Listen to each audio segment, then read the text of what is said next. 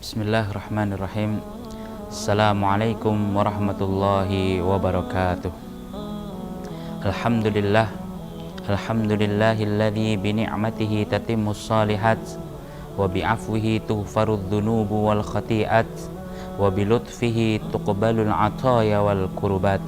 Asyhadu an la ilaha illallah rabbul aradina was samawat wa asyhadu anna Muhammadan abduhu wa rasuluh al-amiru bil khairat.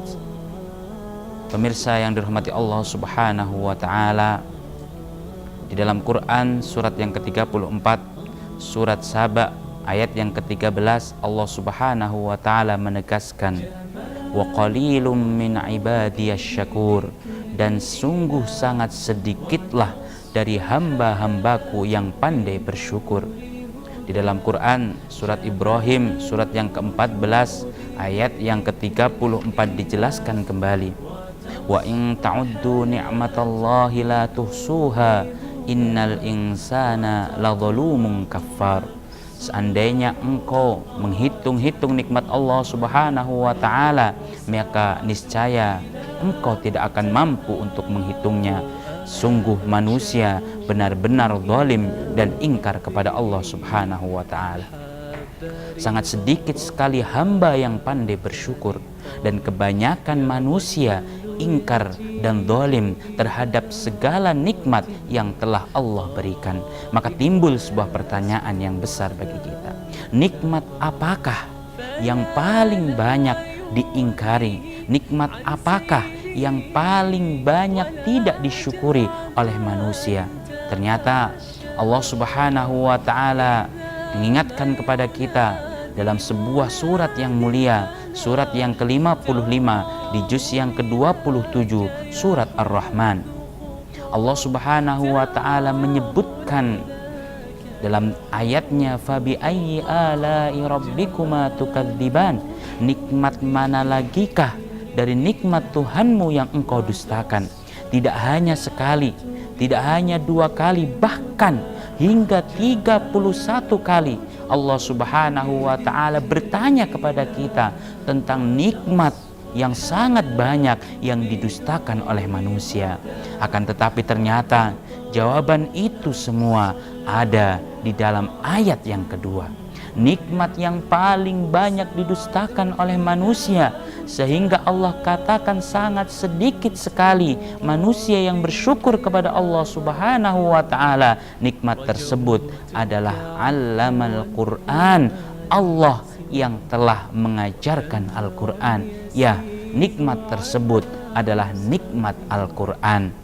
Maka oleh karenanya di dalam Quran surat Al-Furqan surat yang ke-25 ayat yang ke-30, Rasulullah sallallahu alaihi wasallam mengadu, wa qala ar-rasulu ya rabbi inna qaumi ittakhadhu hadzal qur'ana mahjura.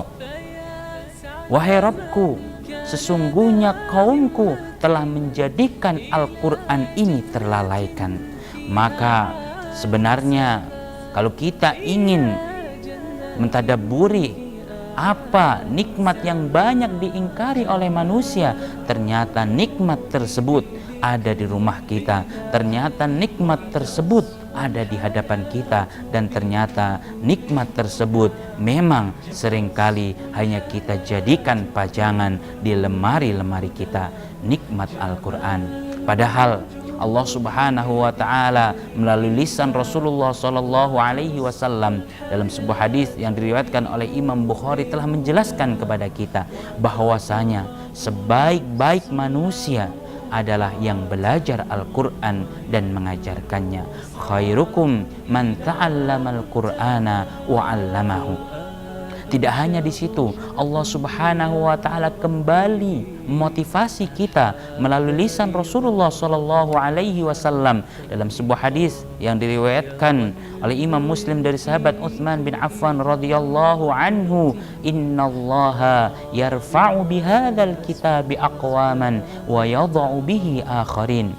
Sesungguhnya Allah Subhanahu wa Ta'ala akan memuliakan suatu kaum, akan memuliakan sebuah zaman, akan memuliakan seorang insan manakala dia dekat dengan Al-Quran. Dan sebaliknya, manakala orang tersebut, kaum tersebut, zaman tersebut jauh daripada Al-Quran, maka Allah akan menghinakannya. Maka oleh karenanya, melalui kesempatan yang berbahagia ini, marilah kita kembali kepada Al-Quran agar kita menjadi sebaik-baik manusia di sisi Allah Subhanahu wa Ta'ala, dan agar kita meraih kemuliaan di sisi Allah Subhanahu wa Ta'ala. Dan tentunya kita berharap syafaat Al-Quran kelak di yaumil qiyamah yang akan menjadi hujjah, yang akan membawa kita masuk ke dalam surga Allah Subhanahu wa Ta'ala, dan bukan menjadi hujjah yang menyeret kita menuju neraka Allah Subhanahu wa Ta'ala. Al-Qur'anu syafi'un musyaffa' wa mahilun musaddaq, man ja'alahu amamahu qadahu ilal jannah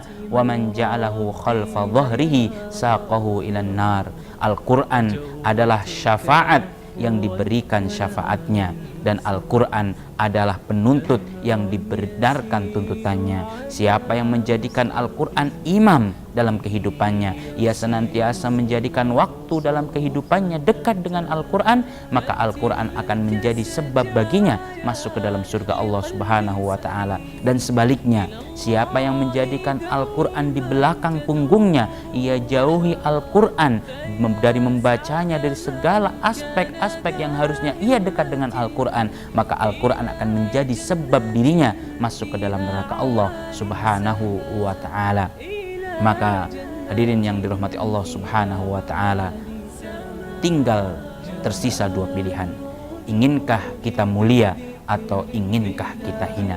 Kalau kita ingin mulia, maka kembalilah kepada Al-Quran, kembalilah untuk dekat dengan Al-Quran, kembalilah untuk mempelajari isi-isi Al-Quran, kembalilah untuk mengamalkan segala aspek kehidupan dengan berpedoman kepada Al-Quran yang merupakan petunjuk bagi orang-orang yang bertakwa. Kebenaran hanya milik Allah Subhanahu wa Ta'ala, dan kesalahan datang dari diri kami pribadi.